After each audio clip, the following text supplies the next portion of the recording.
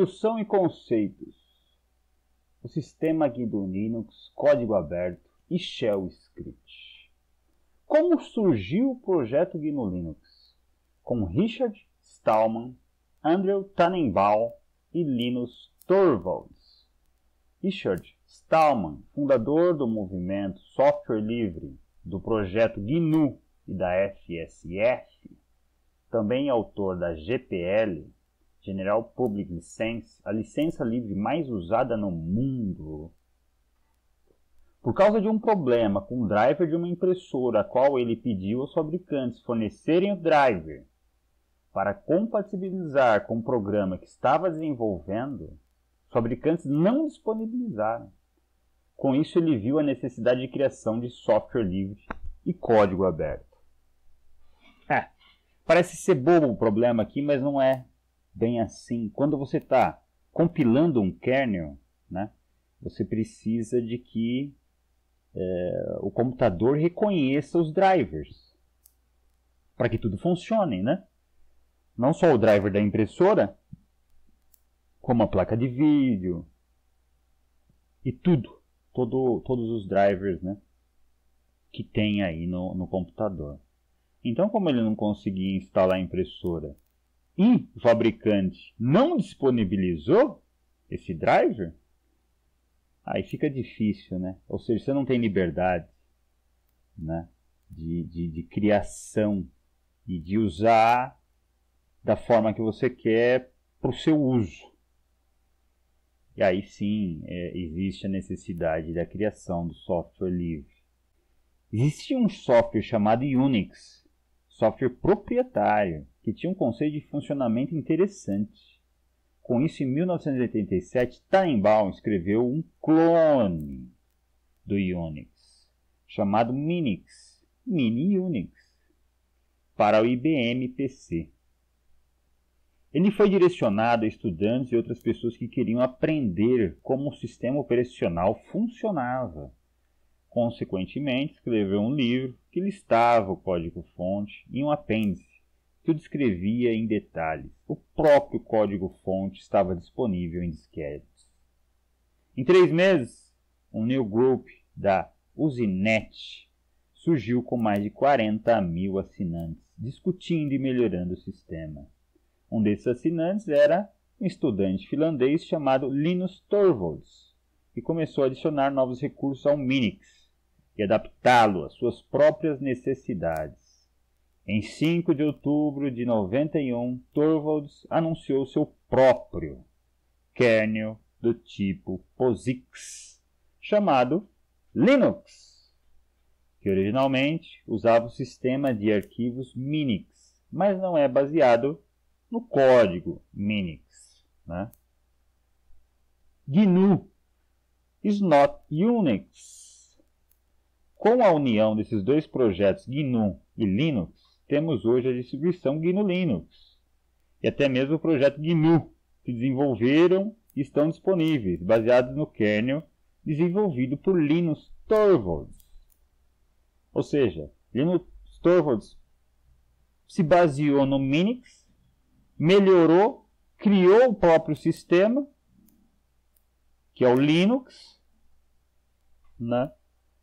E depois o Stallman pegou esse Linux, trouxe para o sistema dele também, pegou o kernel do Linux e usou no seu sistema, né? Por isso hoje a gente tem essa união desses dois projetos que chama assim, não é só Debian, é GNU Linux, Debian, GNU Linux, Slackware, GNU Linux, né? Mas o que tem? OpenSUSE, GNU Linux. Enfim. O que é um malware? O que é um malware? Né? E o que é a GPL? Tem um site aqui, ó.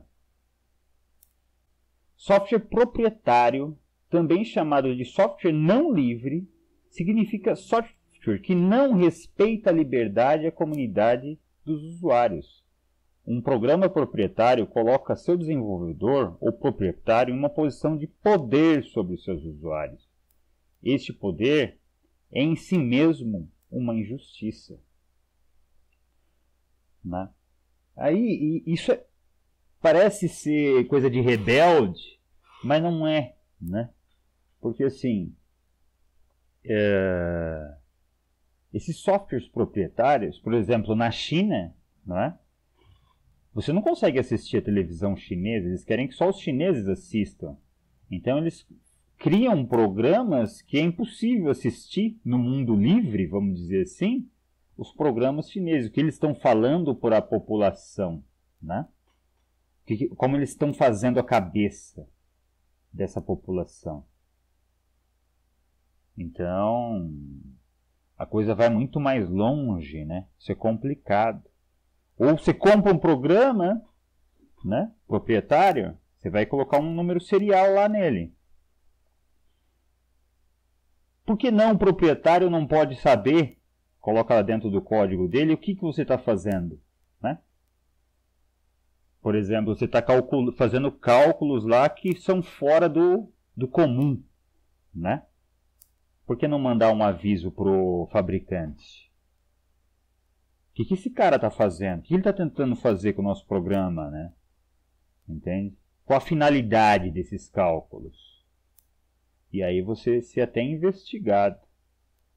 É complicado, né? Já um programa livre, você tem acesso ao código-fonte, né? Não é escrito em binário. Por exemplo, ó. Isso aqui é eu gero um cabeçalho pro script que eu vou criar, entende? Aqui ele próprio ensinando a fazer, né? Tem a descrição e é tudo que vai gerar nesse arquivo aqui, ó. Tá tudo descrito aqui. Você pode entrar e ver, não tem nada malicioso, né? É assim, ó. Daí roda ele aqui, ó. ./arc.sh. Qual o nome do arquivo que você quer criar? Teste. .sh, né? Qual a permissão? 755. Arquivo teste.sh criado com sucesso. Teste.sh. Gerou um cabeçalho para mim. Eu vou começar o script, eu coloco a descrição aqui e vou escrever no meu programa. Né? Já, por exemplo, teste raiz. Teste raiz.f90. O programa está escrito aí. Ó. Entre com o valor real. Ele declara aqui real x, y, z. Entre com o valor real é o x. Entre com o valor da raiz é o z. Y é igual a x vezes a raiz quadrada de z.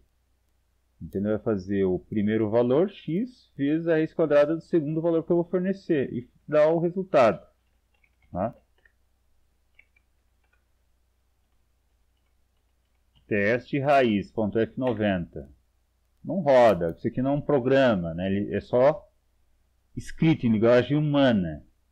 Para rodar, eu tenho que gerar um arquivo, .gf para gfortran, GNU Fortran, né?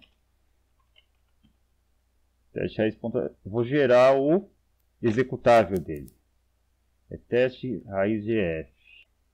Gf, pronto. Entre com o valor real 1. Entre com um valor para ser a raiz 4. Raiz de 4 é 2. 2 vezes 1, 2. Simples assim. Né? Agora vamos tentar abrir esse arquivo. Né? Teste raiz gf. Escrito em linguagem de máquina. Não dá para entender nada do que tem aqui dentro. Que é o que acontece com o programa proprietário. Você não sabe o que tem lá dentro, não sabe como o código foi escrito. É interessante, aqui nesse site fala sobre as licenças, né? O que é, como funciona, né? Então é importante ler. E participar também, né? Ó, porque eles vão ter uma conferência aí, ó. Vão ter um encontro. GNU Hackers 2022. Amanhã, depois de amanhã, na Turquia. E essas distribuições aí são bem antigas, né? Bem raiz, né? Baseada num projeto inicial, né? Mas também se desenvolveu algumas depois, com Debian. Essa aqui é uma distribuição GNU baseada no Debian. Pegou já um projeto Linux já mais desenvolvido, que é o Debian, e se baseou para fazer o GNU, né? Com foco em privacidade, segurança e conveniência. Essa aqui, ó, Dragora, independente, baseada em conceitos de simplicidade. O Shell Script.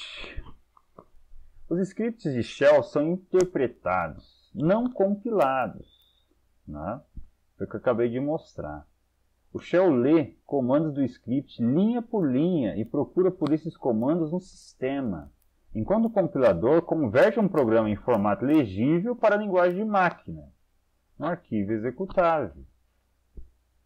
Além de passar comandos para o kernel, a principal tarefa de um shell é fornecer um ambiente de usuário, que pode ser configurado individualmente, usando arquivos de configuração de recursos do shell. Ou seja, no Linux é sua máquina pessoal. Você vai configurar ela completamente para o seu uso. É uso pessoal. Uma pessoa que chegar aqui vai conseguir mexer, né? Mas ele não vai ter tanta facilidade. Porque você vai transformando o sistema em uma forma mais pessoal, né? Assim como as pessoas conhecem diferentes idiomas e dialetos, seu sistema Unix geralmente oferece uma variedade de tipos de shell. SH, ou Bourne Shell. O shell original, ainda usado em sistemas Unix e ambientes relacionados a Unix. Esse é um shell básico, um pequeno programa com poucos recursos. Embora este não seja o shell padrão, ainda está disponível em todos os sistemas Linux para compatibilidade com programas Unix. Bash, ou Shell Born Again. O Shell GNU padrão, intuitivo e flexível, provavelmente mais aconselhável para usuários iniciantes e, ao mesmo tempo, uma ferramenta poderosa para o usuário avançado e profissional.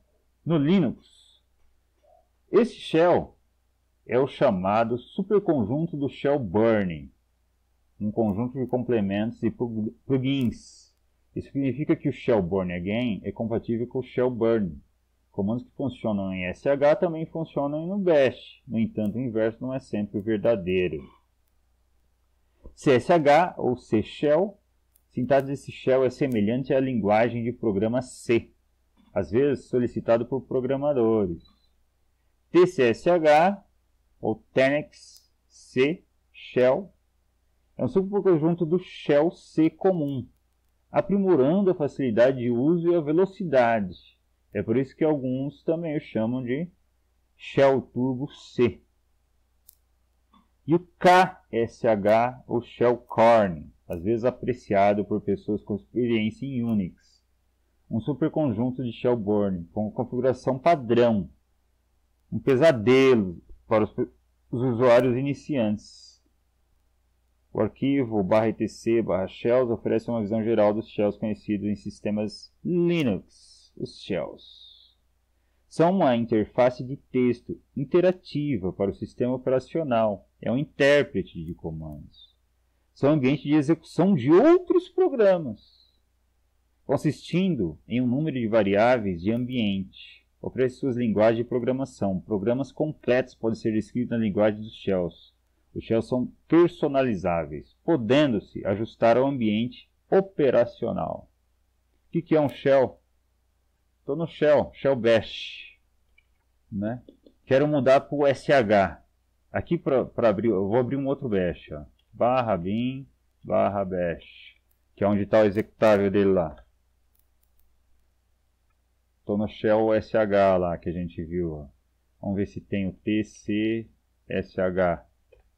Tem também. Ele muda até a formatação lá, né? Ó.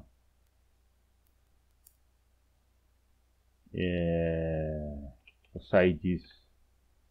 Voltou para o SH. Saí de novo. Voltou para o bash. É um bash dentro do outro que eu estou abrindo, né? E aqui eu consigo rodar os programas, né? Opa.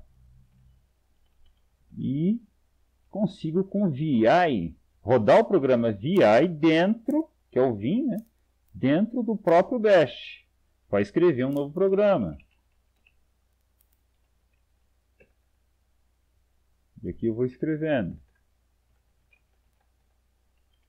Não salvei, beleza. Vou dar um exit. Conceitos. GCC. O GNU Compiler Collection é um conjunto de compiladores de linguagens de programação produzido pelo projeto GNU para construir um sistema operativo semelhante ao Unix livre. Faz parte do sistema operativo GNU IFSF, sendo uma das ferramentas essenciais para manter o software livre, pois permite compilar o código-fonte em binários executáveis para várias plataformas informáticas mais comuns. São distintos do kernel, ou seja, são distintos do próprio Linux. No caso aí, como eu mostrei, o GFortran, né? É um Fortran, mas ele é livre. É GNU Fortran, GFortran. Existem empresas que têm o Fortran proprietário, eles vendem, né? É claro que aqui no GFortran vai existir algumas limitações, né?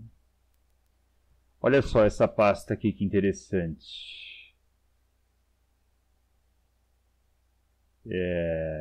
cd/usr src. Vamos lá. É Linux 5. Aqui eu estou usando o Slackware 15, que foi lançado agora. Daí kernel cpu.c. Cadê?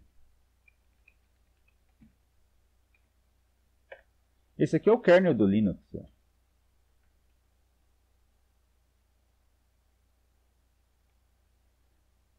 É o kernel escrito em linguagem C, né? Dá para recompilar o kernel tirando módulos ou acrescentando módulos, né? E assim você vai gerando um novo Linux, né? Todo Linux é essencialmente igual, né? Alguns são feitos só para música, né? Vamos dizer, com objetivo para quem vai mexer em audiovisual. Outros para segurança, não é? Tails, por exemplo. Ou para testes de invasão e segurança, o Kali Linux, não é? Então, outros só para jogos, do Debian tem o Ubuntu, né? Que ele é mais interativo, mais simples. Se eu quiser pegar um Slackware e transformar ele para audiovisual, consegue. Você consegue mudar qualquer um para o que você quiser. Inclusive criar alguma coisa nova, né? Você recompila o kernel, ou atualiza o kernel. Quer ver? Tem uma coisa interessante aqui, ó, o kernel.org. Vamos entrar nesse site aí. 5.19.12.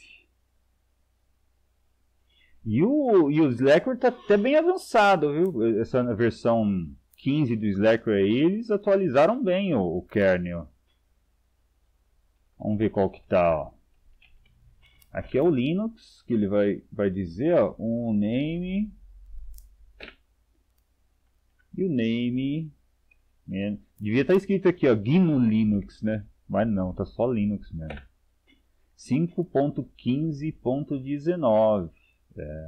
Estamos na 15 aí, ó. Ponto 19, eles estão na... O último kernel lançado está em 5.19.12.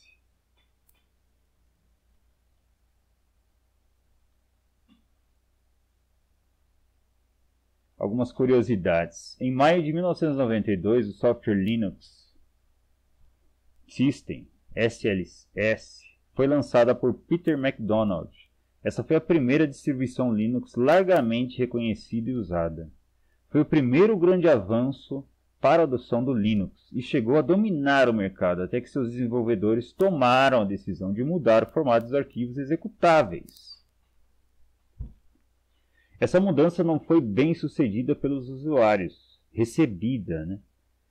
Na mesma época, Patrick Volkerding adaptou, modificou e ajustou a distribuição SLS, criando uma nova, que ele chamou de Slackware. Então Slackware rapidamente substituiu e se tornou a distribuição dominante. Ainda hoje, Slackware é usado, óbvio, e eu também estou usando. O Slackware é Linux, pois usa o kernel de Linus Torvalds, mas foi desenvolvido com base no projeto SLS. Não diretamente no projeto GNU, nem no Minix, mas sem dúvida segue as diretivas e o propósito do GNU. Slackware Linux é uma das distribuições mais conservadoras, se não a mais conservadora, feita para ser leve, simples e funcional, especial para servidores, mas pode ser adaptada como um ótimo desktop também. É simples. Isso é bem diferente de ser fácil e intuitivo. No entanto, qualquer distribuição pode ser alterada e adaptada ao usuário, mas é mais fácil utilizar uma que tenha semelhança com o seu propósito de uso. Tem distribuições especiais para jogos, edição, criação, audiovisual, segurança, servidor, etc. Chegada do SUS e outras distribuições famosas. Toda essa história da criação e crescimento do Linux ocorreu em 3 anos, entre 91 e 95. Várias distribuições surgiram e se foram.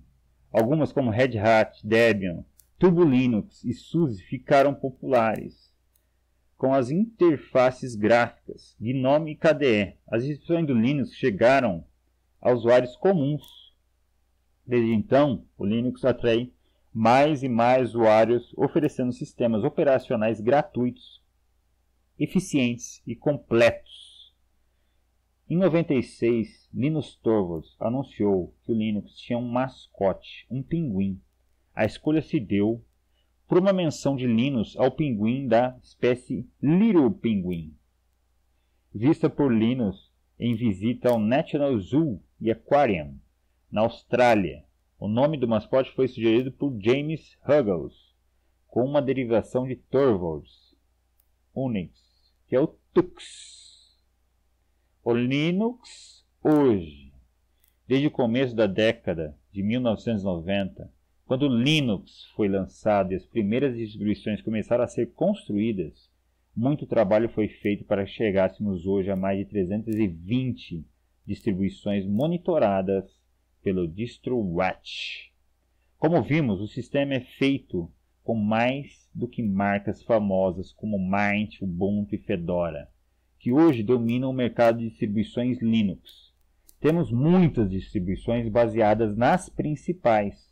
Ubuntu mesmo é baseada no Debian. Ubuntu foi responsável por popularizar o sistema Linux para usuários domésticos. Hoje, temos distribuições específicas. Né? O Linux tem um fator psicológico e revolucionário.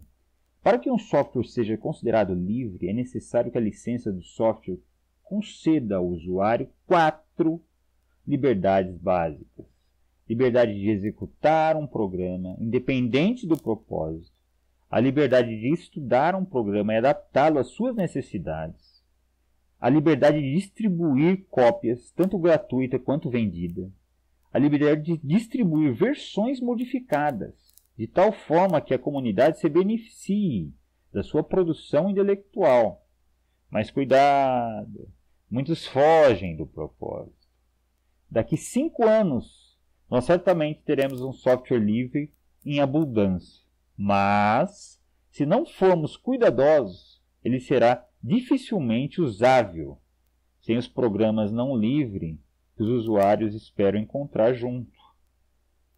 Que é o que acontece com a Red Hat, por exemplo. Né? Se desenvolveu tanto, cresceu tanto, lançaram um monte de programas proprietários nele. Né? Então, é complicado.